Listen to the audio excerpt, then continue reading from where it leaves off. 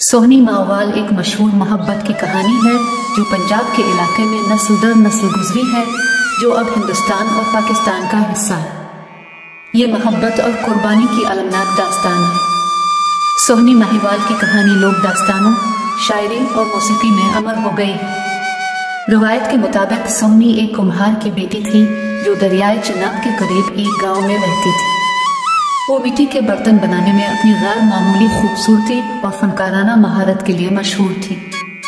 एक दिन इसकी मुलाकात माहिवाल नामी नौजवान से हुई जो बुखारा मौजूदा उज़्बेकिस्तान में का एक अमीर ताजिर था। वो एक दूसरे के साथ गहरी मोहब्बत में गिर गए।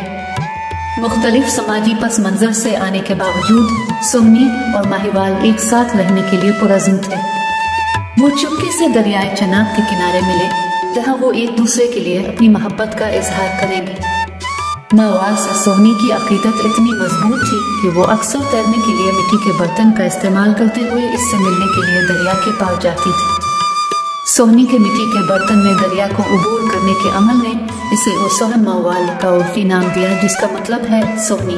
माहवाल की महबूबा जिनकी मोहब्बत भूल गई और वो लाजिम व मलजूम थी। ताहम इनकी मोहब्बत की कहानी को बहुत सी रुकावटों का सामना करना पड़ा। सोहनी के खानदान ने माहवाल के साथ उसके ताल्लुकात को मंजूर नहीं किया और उनके समाजी इख्तिलाफात ने तनाव पैदा किया। आखिर में सोहनी की मुश्किलात इस वक्त बढ़ गईं जब उसकी भाभी को माहवाल के साथ इसकी खुफिया मुलाकातों का पता चला। हसद और बोझ की वजह से इसने सोहनी के मिट्टी के बर्तन को बगैर पकाए हुए बर्तन से बदल दिया।